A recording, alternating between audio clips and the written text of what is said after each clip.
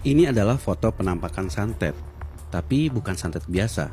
Ini adalah santet ilmiah yang oleh para ilmuwan disebut quantum entanglement. Ya mungkin kalau disebut santet ilmiah terlalu berlebihan, tapi secara bahasa, kata itu yang paling mewakili fenomena ini yang oleh Einstein sendiri disebut spooky action at the distance, aksi seram jarak jauh. Inilah fenomena paling aneh dalam fisika yang pernah ditemukan para ilmuwan, di mana dua objek bisa saling mempengaruhi walaupun jaraknya sangat jauh. Dan foto ini adalah untuk pertama kalinya fenomena ini berhasil direkam oleh sekelompok peneliti dari Paris. Dan ini bukanlah pembuktian pertama. Banyak yang melakukan pembuktian atas fenomena ini. Bahkan yang terbaru, NASA mencoba melakukannya dari bumi ke angkasa. It's the closest thing to magic in space. A study in the New Journal of Physics proposes testing out one of quantum physics' weirdest predictions using the International Space Station. The experiment is meant to test quantum entanglement, a phenomenon Einstein once called spooky action at a distance. Dan menariknya lagi, fenomena ini bukan hanya ada di lab, tapi hadir juga di tubuh kita. Karena ada kajian yang menyebutkan bahwa fenomena entanglement terjadi dalam otak. Jadi bagaimana entanglement ini bekerja? Apakah bisa menjelaskan santet dalam dunia sihir? Simak video ini sampai habis karena ini bakal menarik dan mungkin lebih menyeramkan daripada dukun santet. Karena Einstein sendiri menyebutnya spooky, sesuatu yang menyeramkan, horor, mistis. Karena fenomena ini bukan sekedar mengendalikan objek jarak jauh, tapi jarak itu sendiri seolah menjadi ilusi. Dunia kuantum adalah dunia subatom atau dunia di dalam atom. Atom itu sendiri adalah elemen terkecil yang menyusun alam ini. Air, tanah, udara, pokoknya semua objek di alam ini, termasuk manusia, tersusun dari atom-atom. Dan di dalam atom masih ada yang lebih kecil lagi, yaitu partikel. Masuk ke dunia kuantum seperti masuk ke dunia lain, karena para ilmuwan sendiri menemukan banyak keanehan pada partikel. Hukum-hukum fisika yang ada pun bahkan sudah tidak berlaku lagi. Karena itu para ilmuwan menyusun teori baru yang benar-benar berbeda dari semua teori yang ada, yaitu teori kuantum. Teori paling kontroversial dalam fisika yang mengubah cara pandang kita tentang materi, ruang, dan waktu. Karena kontroversinya teori kuantum, Einstein sendiri bahkan benci dengan teori kuantum. Dan itu membuat Einstein berdebat dengan sahabatnya sendiri, Niels Bohr. Perdebatan dua ilmuwan hebat ini sangat terkenal, bukan hanya dalam fisika, tapi juga dalam filsafat. Karena gara-gara teori kuantum, mereka berdebat soal realitas. Apakah sesuatu itu nyata semata-mata karena objektivitas materi, atau ada unsur subjektivitas yang mempengaruhinya? Nah, fenomena kuantum yang paling tidak masuk akal dan menjadi perdebatan paling hebat antara Einstein dan Niels Bohr adalah entanglement. Fenomena entanglement pertama kali ditunjukkan Einstein dalam sebuah paper yang ditulisnya tahun 1935, berjudul "Apakah deskripsi mekanika kuantum tentang realitas fisik bisa dianggap komplit?" Paper ini ditulis Einstein atas dasar kekecewaannya pada hasil konferensi Solvay tahun 1927. Ini adalah konferensi paling bersejarah dalam fisika karena mempertemukan semua fisikawan tingkat dewa yang hampir semuanya adalah peraih Nobel. Mereka semua hadir di sini untuk membicarakan teori kuantum yang penuh kontroversi. Sayangnya, kesimpulan dari pertemuan ini membuat Einstein kecewa.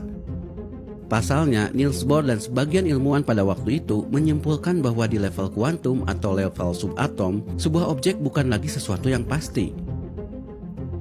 Partikel dalam atom ibarat barang gaib yang tidak bisa dirumuskan secara pasti eksistensinya, kecuali sebatas menghitung peluangnya. Kita sudah bahas ini di part 2 dan 3 tentang measurement problem. Ini yang membuat Einstein marah. Bagaimana bisa fisika berubah dari yang tadinya ilmu pasti menjadi ilmu ketidakpastian? Kecewa dengan hasil kesimpulan ini, Einstein pun kemudian mencari-cari kesalahan teori kuantum. Ia kemudian merekrut dua ilmuwan untuk bekerja sama dengannya, yaitu Boris Podolsky dan Nathan Rosen. Pada tahun 1935, mereka mengeluarkan paper ini dengan maksud untuk membantah teori kuantum. Pada hari dirilisnya paper ini, bahkan harian New York memberitakannya dengan headline "Einstein menyerang teori kuantum".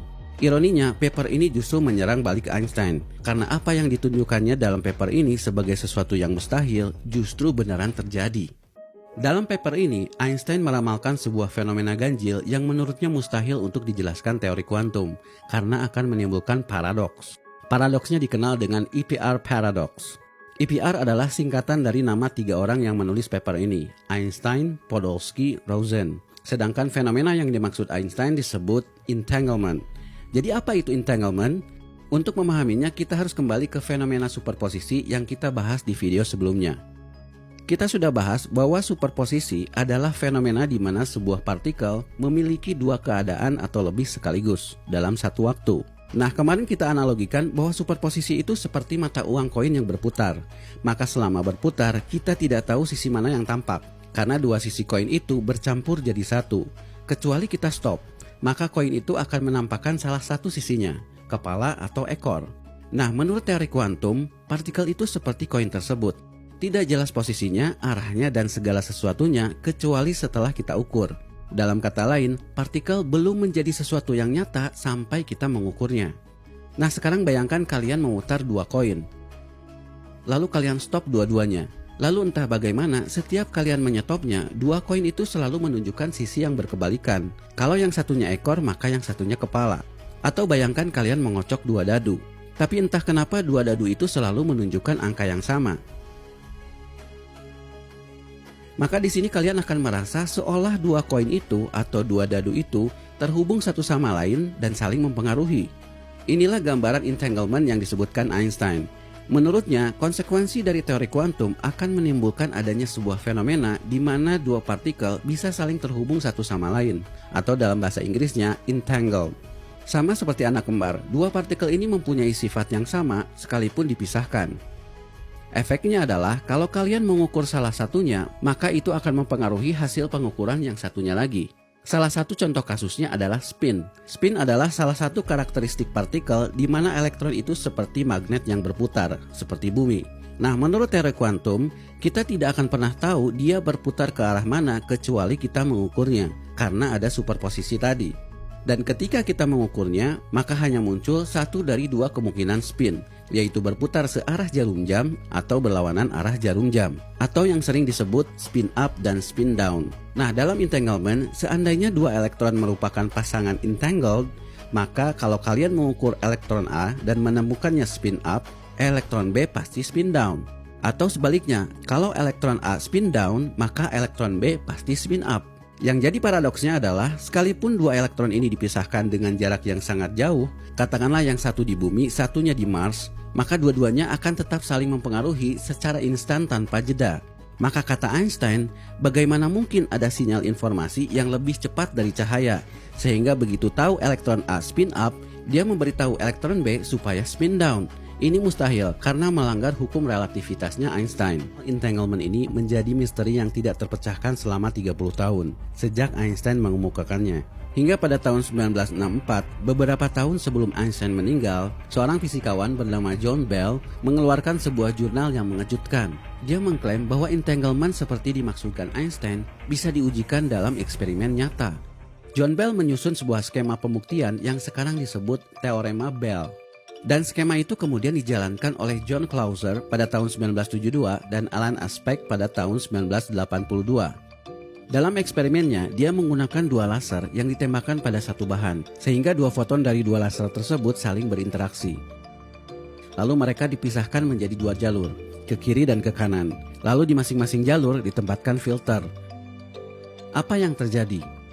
Dua foton itu sama-sama tembus, atau dua-duanya sama-sama tidak tembus. Seolah dua foton itu saling janjian. Hanya saja pada percobaan pertama, dua filter sudutnya dibuat sama persis. Bagaimana kalau dua filter tersebut dibuat sudutnya berbeda?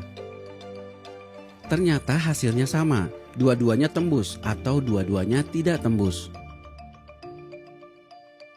Bahkan pada percobaan berikutnya, dua foton itu dipersulit dengan memisahkannya pada jalur yang berbeda, dengan filter yang berbeda, dan kita memegang kendali kemana arahnya. Hasilnya tetap sama, dua-duanya tembus atau dua-duanya tidak tembus.